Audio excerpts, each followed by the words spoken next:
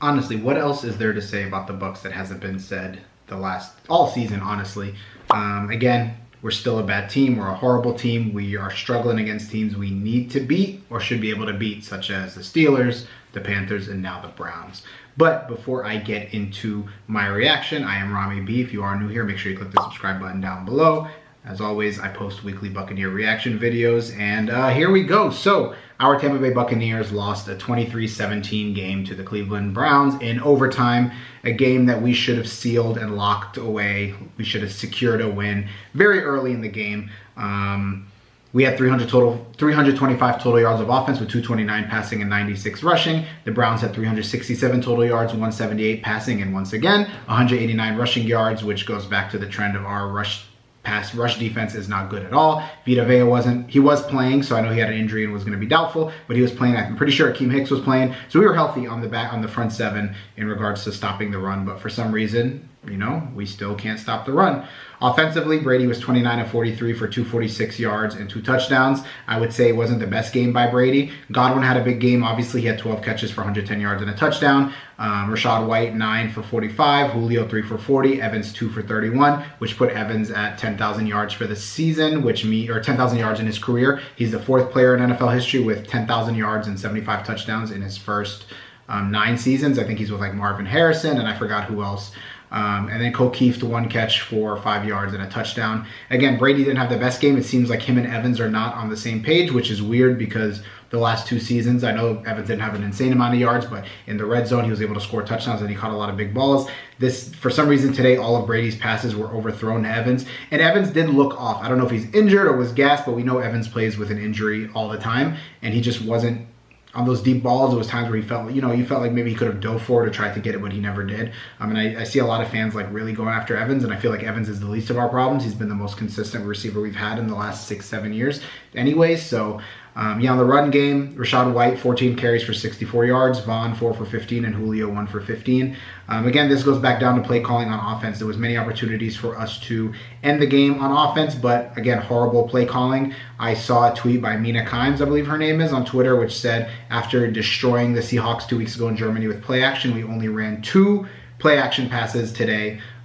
Clearly, I saw the numbers were like top 5 when we use play action, but we're like the bottom 3 team in using it, or maybe the worst team in using play action. Again, goes to coaching, goes to Byron Leftwich not really knowing how to scheme and call a sequence of plays and not really know how to play to our strengths. He kind of just calls plays, whatever it is. He doesn't really, call to any strength of any players. A game, I want to read a tweet. It was one of those surrender index on Twitter. It said Tampa Bay decided to punt to Cleveland from Cleveland's 37-yard line, which means it would have been a long 50-some yard field goal. It was 4th and 2 with 12:41 remaining in the 4th while winning 17-10. So we were up 7, 2 yards for a first down, or a 53, 54-yard field goal, which is long.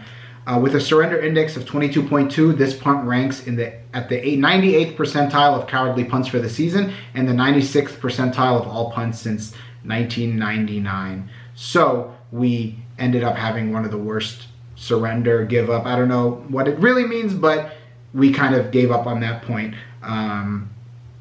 So not good on that end. At the end of the game when Cleveland was driving down to tie the game. I know I heard all the time that Bowles was really bad at clock management when he was coaching the Jets, and it seemed that it carried over here. The Cleveland was driving down. They had a 4th and 9, I think, in our red zone, 4th and 10, and they had that touchdown in Njoku. A beautiful throw and catch, that one-hander. You can't blame that. There's no amount of defense that would have been able to defend that. But why did we not call a timeout before that 4th down? They were clearly milking a little bit of clock. If we called timeout, I think they would have ran the play with 50-some seconds left. Instead, they ran it with a little bit less, and then we ended up having only 38 seconds left. Fine, fair enough. 38 seconds, they kick the ball off. We take a touchback, 25-yard line, get us about 45 yards in 38 seconds. It's doable. So what happens? We throw a screen pass to Rachaad White, get, 4 yards on that? And then instead of calling a timeout with 33 seconds left, 32 seconds, we let the clock run while we line up for the next play, and then the ball goes to Julio Jones, and then we end up calling a timeout with 8 seconds left. How much time ran off the clock there? I'm wondering, I know obviously Brady or the rest of the players could have called timeout, but I'm pretty sure, before the kickoff, Todd Bowles was probably like, yeah, we're not, I don't know what it is, but very, very, very bad time management, clock management there. Again, Is Cleveland a team we're more talented than? Yes. The New York Giants, are we more talented? Yes. Are we more talented than Seattle? Yes. But these teams have a better record because they have better coaching. Horrendous, horrible. In the fourth quarter, every time we got the ball, I tweeted, I was like, we need to end the game on offense. Stop being passive. Go, make it a 2-score game and end it. This was when we had the drive with like 2 minutes and some change left, when we went 3 and out in 14 seconds and gave Cleveland the ball back. Ridiculous. We should have ran some play. We should have done some rushes, mix it up, make them waste some timeouts, whatever the case is. I think we went 3 straight passes and there were 3 straight incompletes or something like that. So I said, let's not leave it on the defense, because throughout this season, the defense has not ended games the way we needed them to. I'm thinking about the game against Carolina or the game against the Steelers. We get in a place where, we just need to stop on defense and we'll get the ball back. We let the Steelers drive down with 3 or 4 third and 13s and longer and convert them. We let Carolina drive down the field and put it out of reach. So stop. I know we have a defensive head coach, and defensive head coaches like relying on the defense, but our defense, when push comes to shove and we got to end the game. And I'm not saying the defense played bad. The defense played as well as they can overall. They pressured Jacoby Brissett. We had a pick at the end of the half. I don't really count that as a Hail Mary, but we had 4 sacks on the game. Anthony Nelson had 1. Nunez Roches had 1. Nassib, Logan Hall, Devin White, and Keanu Neal each had half a sack. Jacoby Brissett had 210 yards, a touchdown and a pick in 23 to 37 passing. Even the receiving game, outside of that overtime play, Amari Cooper, including that 43-yard or whatever it was at the end of overtime, he had 7 catches for 94 yards. Take away that 44-yard one, he had 6 catches for, 40-something yards. Njoku was the next leading receiver, 5 catches for 29 yards and a touchdown. So they weren't really, and the passing game was not doing that well. It was a lot of dink and dunk, but they weren't really moving the ball that well. Running game they were. But again, the game was within reach. The defense held their own all the way until the end, and we just could not capitalize. On top of that, when we on offense kind of give up and want to play for overtime or not really try to end the game, we head into an overtime that we didn't need to be in. And in overtime, we lose Winfield.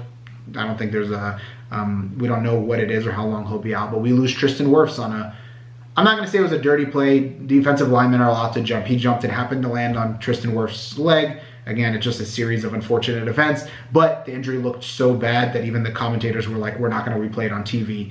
If it's as bad as they think it is, that's a season-ending injury. We saw it happen last year in the playoffs against the Rams without Wirfs. We were getting cooked in the first half. Now, who's going to come in? Josh Wells?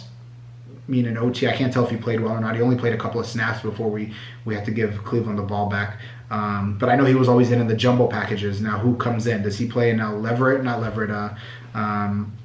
Godicke comes in the big packages. So it's kind of messing really with the personnel. Again, I didn't see Cade Otton at all. I don't even think he had a catch, and if he did, it was probably a very short, inconsequential catch. I don't get the offensive play calling. I don't get the coaching. I still don't get a lot of stuff. I know we beat Seattle. It seemed like Seattle, what's his face? Their head coach, Pete Carroll, essentially coached himself out of that game when he said he didn't think we were going to run the ball so much too, so he deactivated their big D lineman that stuffs the run, and then we ended up running all over him. And I don't think that wasn't a game plan. That wasn't like a thing on our end. We're like, oh, they deactivated this big guy, let's run. It's Bowles wants to run the ball. Byron wants to run the ball, so they're running it stubbornly. And if it works, it just happens to work. It has nothing to do with our play calling. It has nothing to do with our offensive line. It has nothing to do with scheming. It just happens to work. And I think that's what happened that game. Again, our coaching is not good. We don't adjust. We played the Steelers that game. They were missing 4 of their corners, and they were playing like practice squad guys. So instead of attacking the secondary, we decided to trick them by running more, and then we ended up running into their strength. And it's just very bad. And again, at this point, we're only, 1 game ahead of Atlanta, a game and a half with the tiebreaker, or maybe a half game. I saw a thing that said if the Saints win today and beat us next week, they will be number 1 in the division. Do we have confidence that we'll beat the Saints on Monday Night Football in Tampa? They've already dominated us twice at home on primetime games in the last 2 years. After the Saints, we play the 49ers. Can we win that game? Our rush defense sucks. Then we play the Bengals. Bengals will be hit or miss. Then we come back from the Bengals. We play the Cardinals. Again, Cardinals was hit or miss. I don't think there's a certain game that we see on the remainder of the schedule. Like I said, it's Saints, 49ers, Bengals, Cardinals, Panthers, and Falcons. Or is there any game where you're like, yeah, we're going to win that one? Not at all. If we happen to get into the playoffs, missing Tristan Wirfs and, getting in with a losing record. We're 5-6 now. If we win 3 games, and we'll be 8-9 for the season.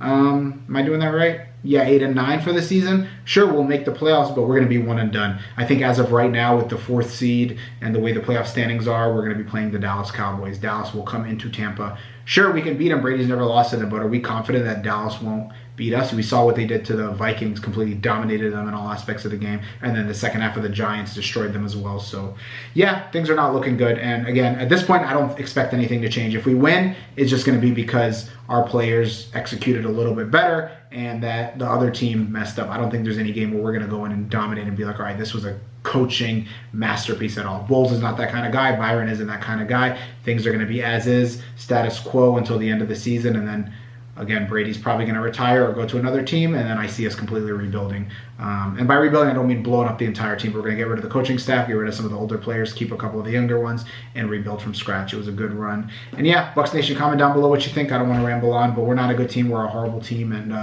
at this rate, there's no game that's guaranteed we're going to win. So yeah, comment down below what you think, and as always, let's go Bucs, and let's see if we can at least end the season on a winning record. But yeah, as always, I am out. Let's go!